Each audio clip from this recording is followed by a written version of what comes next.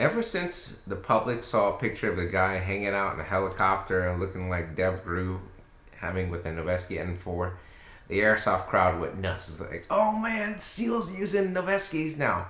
And there was a number of kits that came out from Ditech, you know, pushing the $600 to $700 to almost $1,000, depending on what you were getting.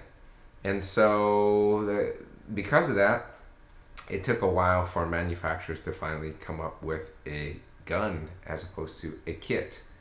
And so behind me, I have that gun we were talking about, you've seen here, which is the EMG Noveske M4.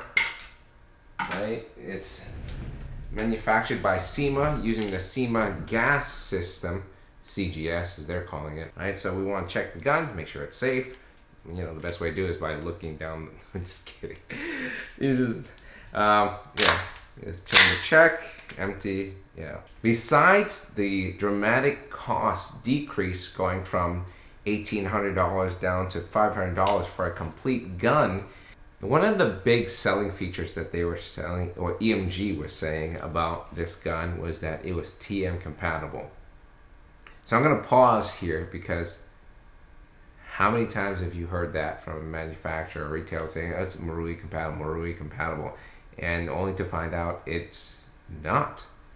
And I'm going to say that this is and it isn't.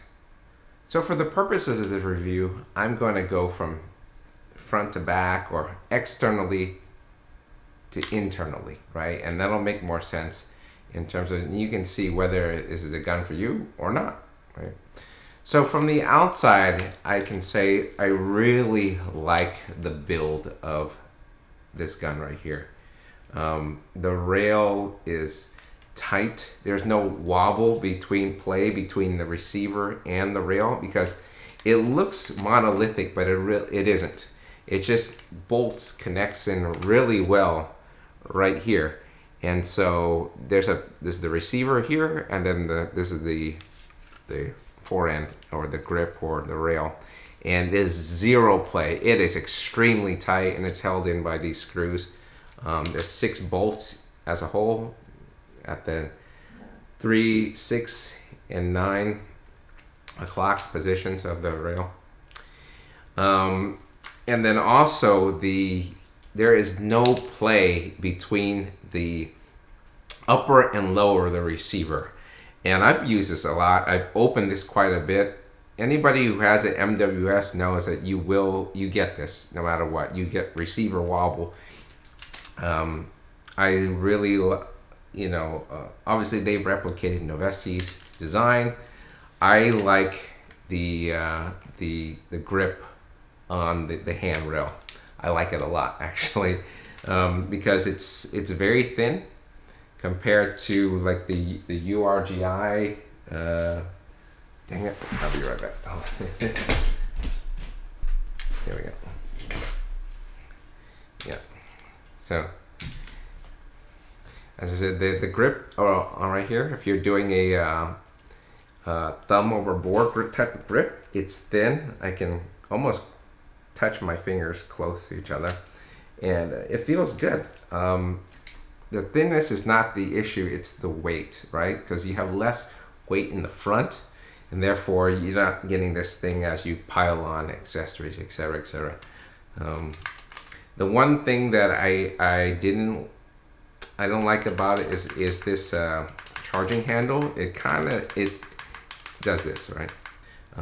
You got your QD here.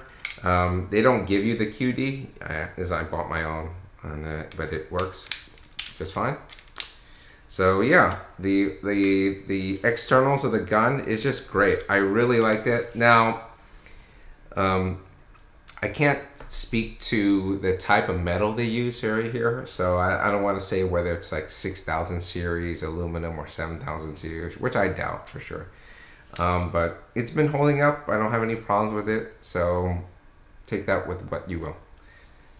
Or the coloring right there. The coloring is very good. It matches what I've seen in all pictures with the Noveske N4. I do wish it was Cerakoted like the more expensive Ditech kit is Cerakoted. This is not Cerakoted for sure. This is paint. Going to the internals, I'll start with the front. And so at the front we have the inner barrel, and this is something I really like about what they did, is that it has a quick change. Normally with the Marui MWS system, in order to take out the inner barrel, you have to basically take off the front end of the gun, remove it from the receiver, and then you can do a barrel change. And it is not quick at all. This one actually is, you just open up the receiver. There's a little Allen key type of screw that you just take out, and the whole assembly comes out. It's very fast. I love that part about it. That's about as much as I like about the internals. The internals go downhill from here for sure. Okay, so they said it's compatible with Marui or TM MWS stuff. It is if you have to remove the bolt and the trigger components completely to do that. You cannot use a TM bolt and then use what they have, the trigger package on the inside. This is all T8. Like, there's a video out there that's floating that says, you know, Matt from EVIC saying that, hey, it's not T8. It's internally, it is completely T8. The problem with that is that if you use a TM specific bolt, you can't use it with the trigger because the T8 system, I'm going to open this up, I replaced the trigger to be using to use a TM Tokyo Marui type trigger pack, right? So with the T8, they got rid of the Z plate, right? Which I thought was amazing, because what it does is it just ensures that you get lockup on last round, right? Because you have this huge part that comes up, it swings up like this, right? It swings up, you have this huge plate and lots of contact surface on the bolt, so it doesn't slide past it.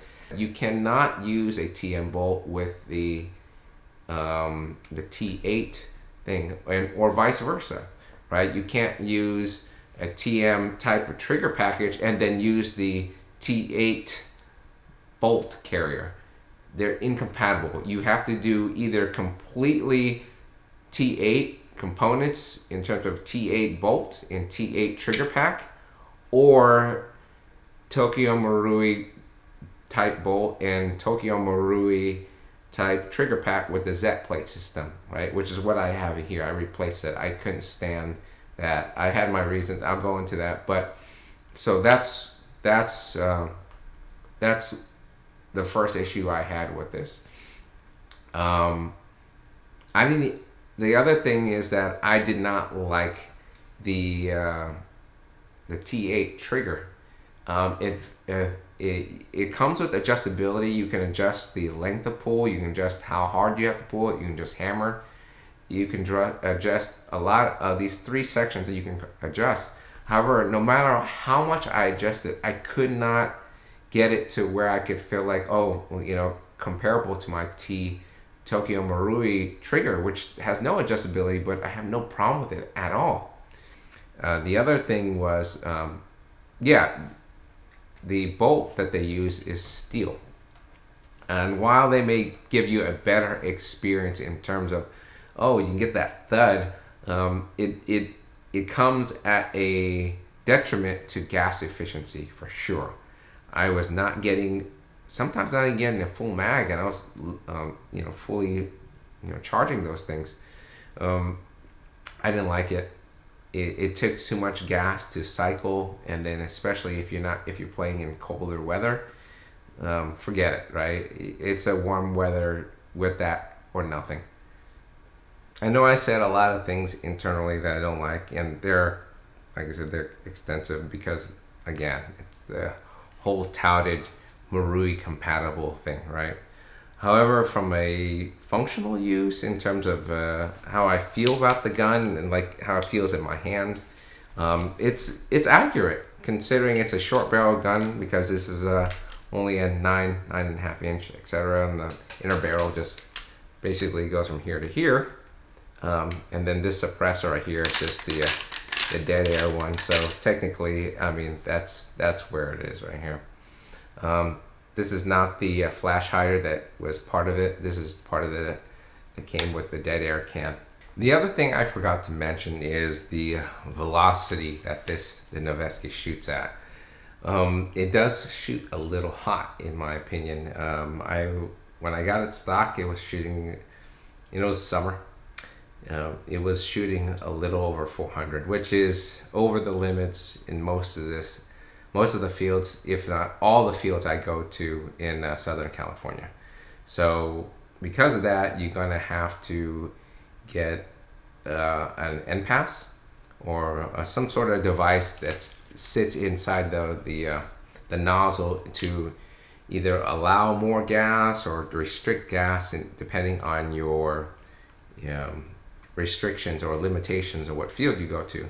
With the NPass, you're able to, for this gun, I'm able to go indoor and outdoor with that installed. So depending on temperature, if it's cool, maybe you'll be under 400, but during the summers, it definitely it will kick up above that.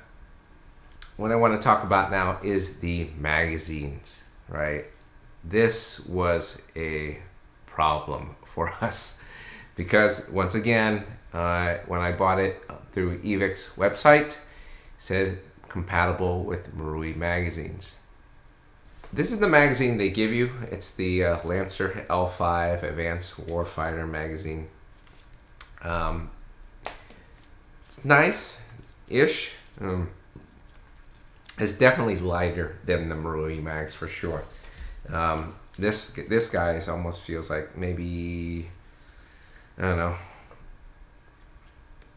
it's about half the weight of it, I'd say, or maybe 2/3 the weight of this guy right here. However, it's all plastic. It's a plastic shell.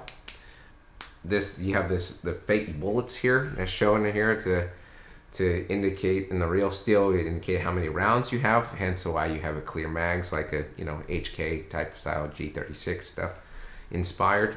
On the bottom, there's a little button you press, and then if you press that, and once you press that, and then you slide it like that, and then you see the charging valve right here, the fill valve, and you put your propane or green gas in there, and then you just close it up like that, and you're good to go. I haven't dropped these yet. I don't know how durable they are, right? Because I only have one of these, and I have about 15 of these, so I really don't use the magazine that they provided. I have one reason is that they tend to, if you disregard them for a while and you forget to, if it was empty of gas and you forget to fill it, these tend to leak.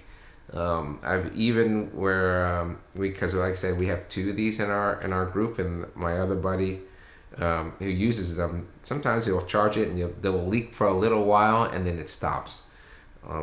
It's not an issue where it just keeps going, but I don't like that. I've never had that issue with the Marui mags.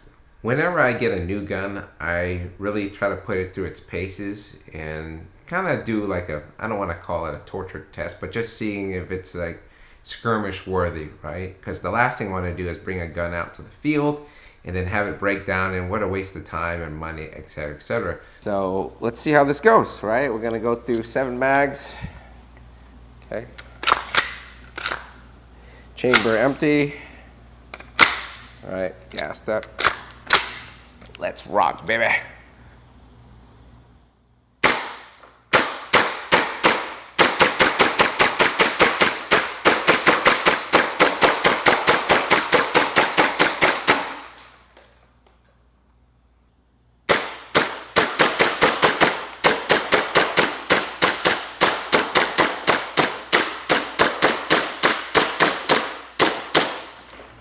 Uh-oh. And okay, so this is what happens sometimes. See that? Real quick. And yeah, what we have is what has been happening is a little nick right across the top. Yeah, it loaded it.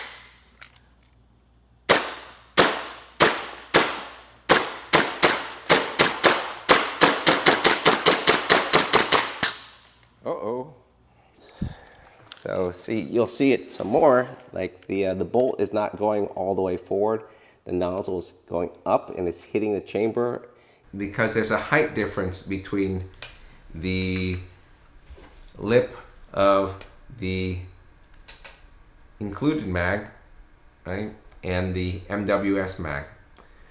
The MWS lip sits ever so slightly. You can't even see it, but it's there. It's low, sits lower. So what happens is that nozzle, where it picks up the round, right, the little feed ramp, the little part looks like a little, like a, I don't know, like a wedge. It picks it up from the feed lip. You'll notice like it'll start to get flat because it's not hitting low enough. And then as that happens, eventually what's going to happen is that it skips over the round, and the nozzle will, instead of going straight across, it goes up at an angle like this. And when it does that, the first thing you'll notice is that on your gun, it'll look something like that. The comments, I think someone said like, well, just replace it with a Guns Modify nozzle and then you should be able to work in the Marui mags. Doesn't work, okay? In order to get this gun to work reliably with Tokyo Marui mags, you need to replace the feed lip with either a T8 or what the one I recommend is the Guns Modify one. The Guns Modify one works, in my opinion, a little bit better. I didn't want to have to do like, well, this magazine works for this gun, but then for that, the other guns that I have, then I have to focus on. I want to have all my guns work with all my magazines. And so for that reason, I would recommend the Guns Modify one to work. It works fine with this one. No problems with feeding or anything like that. The other thing I want to say about these magazines is that if you want to use these for your MWS stuff, obviously they work with the gun that's provided, right? With that one, and that completes the DevGru look, because that's what the magazines they were using. However, if you want to use them for your TM MWS type guns right here, it'll work the same, right? And it functions just fine. No issues out here. How do I feel about this overall? So it goes into two categories. The first one is if you're a fan of Noveske rifles and you got to get that DevGru look, and you just want to go out there and do the SEAL team thing, then for sure I would recommend getting it. Like I said, the kits just to get the receiver and the rail and the loan is $600 to $900 depending on what brand and where you get it from, right? So if that's a priority for you, then I'd say get it. This is a good investment, everything like that. Okay? If you're in the second category though, somebody who wants a fully functioning gun, not a kit, right? But you want a gun that just runs with no issues and you're not gonna have any problems. I wouldn't recommend this gun. I had to replace the internals because I just was not satisfied with it. It's not compatible with Marui stuff, as they said, without modification. So, however, if you're willing to do that, like me, I'm fine. I kind of was suspicious about it right from the get-go, and I was right. I had to replace a couple things here and there and do stuff, but now it runs great, no problem. If you don't want to do that, I would not recommend this gun. I would say what I say to anybody who says, hey, I want to get into GBBRs, get a TMMWS, save yourself a lot of hassle. hopefully you like this review. It's a little bit long, but again, I want to share with you guys because it was quite a journey to get it to where it is right now. And I would hate for you, any of you guys out there that are thinking, oh, I want to get this and it's going to be working great, and then it just turns out to be a nightmare. Hopefully this video reaches you and then you can see it and make your own informed decision. Thanks for watching. Hopefully I've earned your subscription at this point if you watched to the end. And as always, take care and God bless you.